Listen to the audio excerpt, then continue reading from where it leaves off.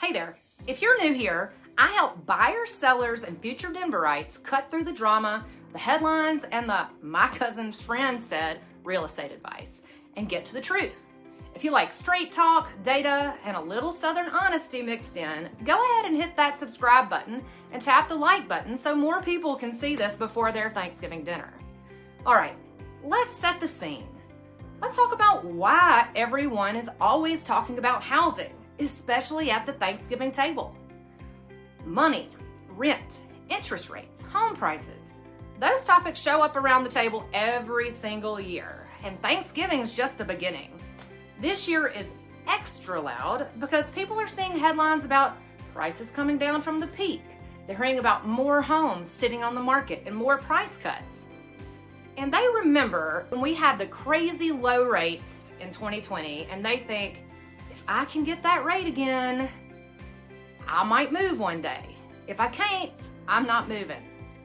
So by the time the turkey hits the table, someone has already declared the Denver market's crashing. It's all over the news. And that is where you get to be the calm and informed one in the room. So what's actually happening in Denver right now? Let's talk about what's really going on without the drama. Here's the short version. Prices are not falling off a cliff. We are off the absolute peak we saw during the frenzy years, and some homes have definitely come down in price. There's no doubt about that. But this is more of a reset than a collapse. If you've watched my other videos, you can see it there as well. So homes are taking longer to sell. Instead of flying off the shelf in 3 days with 15 offers, a lot of homes are sitting longer. Think weeks, or even months in some cases, instead of days. Now that feels scary if you're only watching days on the market, but it's actually much closer to a normal market and what we were used to before the frenzy. We're seeing more price reductions. Sellers who still think it's 2021 and price way too high, the market's correcting them. You're seeing a lot of price drops because buyers have choices and can be picky again. Interest rates are higher than the unicorn years, lower than the horror stories, but they're not going to be 2.5%. They're not going to be that anymore. But they're also not in the double-digit disaster territory. They've come down from the high spikes and have been more stable recently, which is a good thing for planning your move. So when someone says the market's crashing, what they're actually feeling is we're not in a frenzy anymore. And that's uncomfortable because it's different. So here is your Thanksgiving myth-busting what to say at the table. Let's literally script your responses so you're ready. Myth number 1, Denver's housing market is crashing. You can say, it's not crashing, it's cooling. Prices have come down from the peak, but we're still well above where we were even just a few years ago. It's more of a reset than a free fall. Short, calm, and it shuts the doom talk down without starting an argument, which is not the way that you want to have your Thanksgiving dinner, with an argument. Myth number 2, nobody's buying or selling right now. You can say closings happen every single day. What has changed is buyers have more options and they can negotiate again. It's quieter than the frenzy, but it's not dead, because truly, people still get married, still get divorced, have kids, relocate for jobs, downsize, upsize. Life doesn't stop because interest rates went up. Myth number 3, only an idiot would buy a home in this market. And you can say, well, it depends on their situation. If they're planning to stay put for a while, need stability, and can afford the payment, buying now with more leverage and less competition can actually be smart. In other words, it's not about the market headlines. It's about their personal math. Myth number 4, I'm just going to wait until everything gets cheap again. And you can say, we might not see cheap again in Denver the way people are hoping. What we're seeing is a slower market where buyers can negotiate, not a fire sale.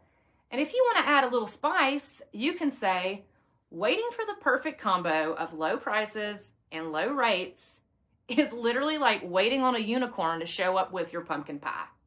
So who does this market quietly favor? This is the gratitude piece for Thanksgiving. Now, let's bring it in.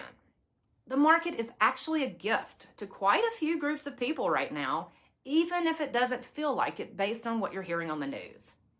Buyers who were totally shut out during the frenzy are able to buy right now. Remember the days of waiving inspections, huge appraisal gaps, 20 offers on day one? Well, right now, many buyers can keep their inspection contingency, ask for the repairs that come up, get seller credits towards closing costs or rate buydowns. Another group that benefits is homeowners who already own. Yep, your estimate may have dipped from its very top number, but you likely still have a ton of equity compared to 5 or 6 years ago. And that's something to be grateful for.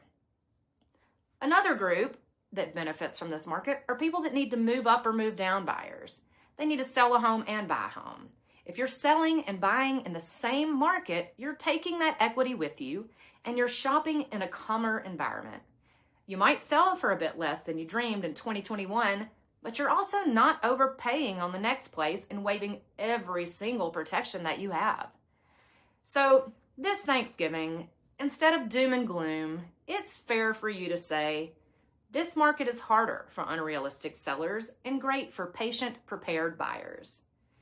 So here are 3 smart moves to make if you're thinking about making a move this coming up year. Let's wrap up with what your friends and family can do also.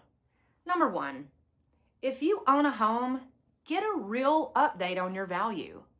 Not a random online guess, a real human analysis. This means no zestimates. If you're curious what your home would actually sell for in today's market, I know a realtor who will tell you the truth without trying to shove a for sale sign in your yard. That would be me, by the way.